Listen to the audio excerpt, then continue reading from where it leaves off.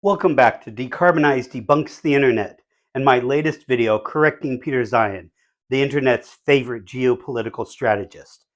As usual, when he talks about anything related to energy, he seems to be about 10 years behind reality.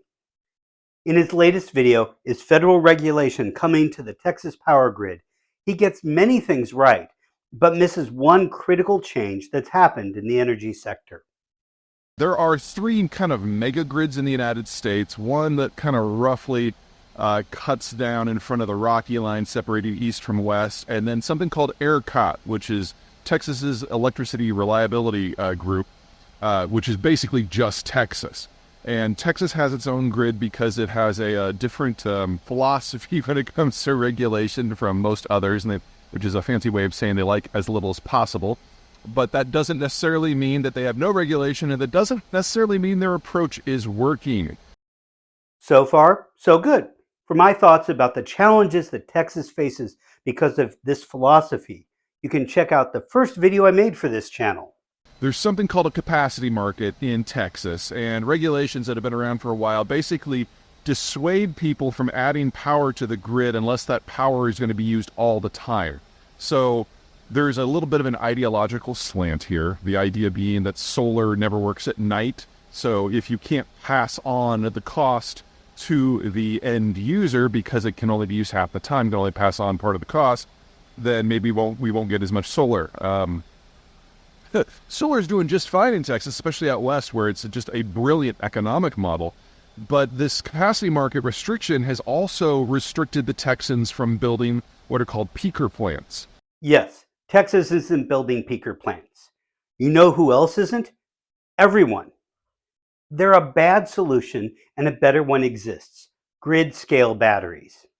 We see here that new battery storage dwarfs new methane power plants, which includes combined cycle plants, which are more efficient but don't make good peakers, and combustion plants, which are peakers. Batteries are cheaper to run than peakers, and they're getting cheaper every year. And Texas is a big part of this. If the problem was the capacity markets that Zeihan describes, Texas wouldn't be building so much storage. But that's how they're managing the variability in electricity supply and demand.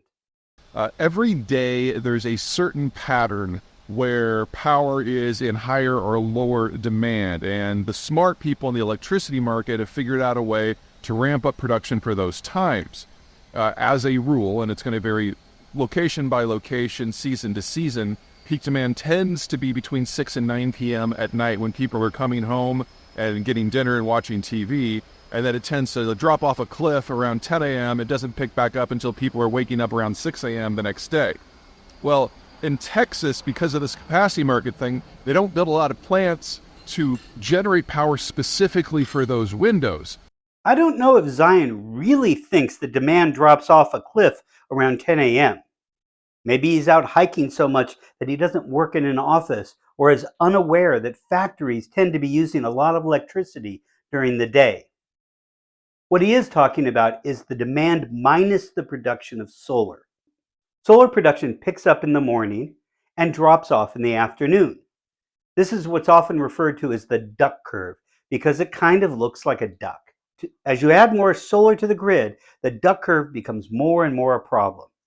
And the solution to this is storage. You take the excess production for solar and charge your batteries, which helps you power the grid from 6 to 9 p.m.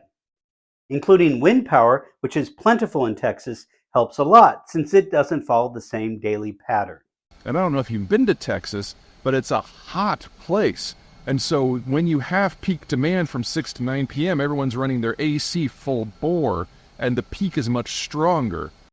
Does he really think air conditioning is pulling more power at 6 p.m. than at noon? You add in the erratic nature of weather in Texas, whether it's the Great Plains or the Gulf Coast or the interaction in between, and they have the most extreme variations between low and high. So if anyone needs a lot of peakers, it's going to be Texas, but the capacity market actually dissuades people from building those.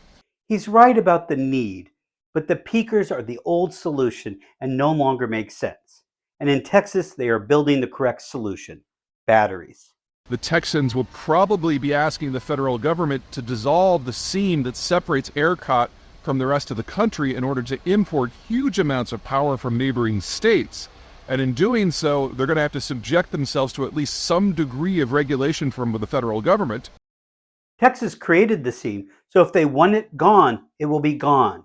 Though it will take over a decade to build the transmission lines needed to allow Texas to import power. If Texas connects to the national grid, they'll be subject to the federal energy regulations, which is a good thing. There are people who would be alive today if the Texas grid followed the same regulations as Oklahoma. The alternative is rolling brown and blackouts and the failure of the Texas industrial expansion model. So basically, the Texans are going to have to do something they really don't want to do. They're going to have to ask for help from Oklahoma. Imagine if all the roads in Texas stopped at the state border. That's what their grid is like. I do agree with Zeihan that Texas connecting their grid to the rest of the country is in their best interest. But their other option is not to build inefficient, expensive peaker plants, but to do what they're doing and build grid-scale batteries. Zeihan's full video is linked below, and feel free to comment if you think I misrepresented Zeihan or got something wrong.